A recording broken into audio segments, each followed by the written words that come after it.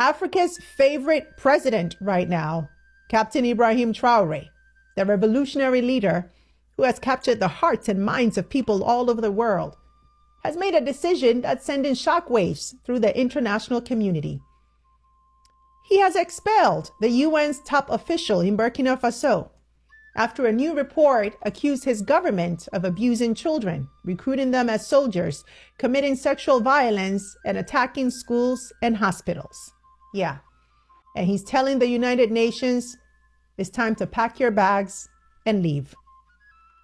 Now, on one side, critics say that this is a red flag, right? A government that's silencing criticism, shutting out international monitors, and closing the door on accountability.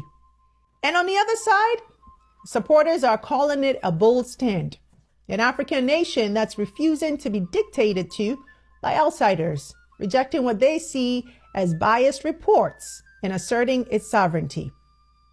But for Traore and for his people, when a government that's leading a massive revolution at home, rolling out groundbreaking changes and inspiring hope for a generation, is accused of something this serious, it's not just criticism. For them, it's war. Because narrative is power. And they've seen this movie before. Visionary African leaders discredited, undermined, even destroyed. Not always by bullets, but by the stories told about them. And Traore is not backing down from what he sees as a fight for the truth and for his country's future.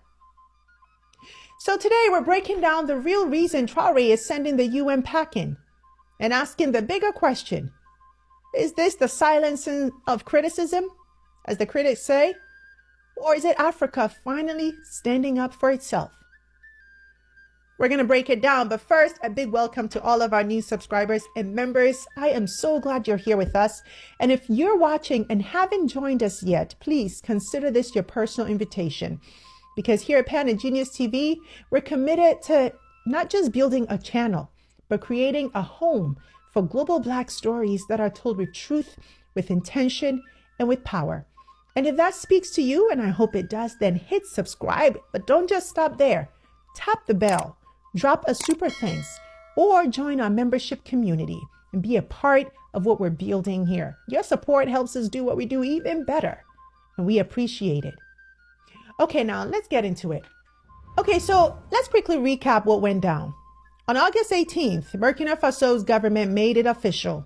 The UN's resident coordinator, Carol Flore Smerexianic, and please forgive me if I chopped up that last name, but basically she is persona non grata. And in plain English, that means she is expelled. Why? It all comes back to a UN report titled Children and Armed Conflict in Burkina Faso. The report covered the period from July 2022 to June 2024 and laid out some shocking numbers. 2,483 grave violations against 2,255 children. Kids being recruited as child soldiers, cases of sexual violence, attacks on schools and hospitals. The report points the finger at both sides: extremist groups linked to ISIS and Al-Qaeda, and local defense groups aligned with the state. And Traore, he isn't having it.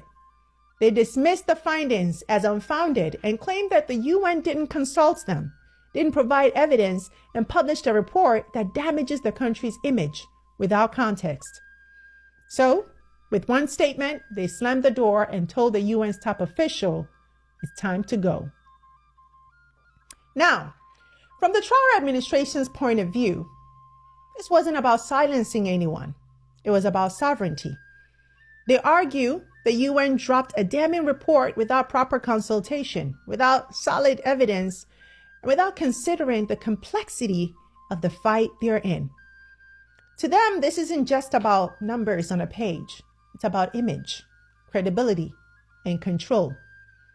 Because remember, Burkina Faso has been battling jihadist groups that have ripped through the Sahel for more than a decade.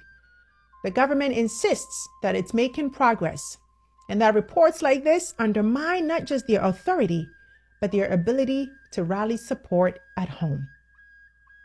And think about it for a second. This is a government that's in the middle of a sweeping revolution. Traoré is building free healthcare systems, laying out roads through community support, investing in food and processing, pushing tech and innovation, trying to inspire hope where there was despair in his country. And when the UN accuses them of grave child rights violations, they see it as outsiders meddling, outsiders who don't live the daily reality of villages under attacks, schools under siege, or a state that's fighting for survival.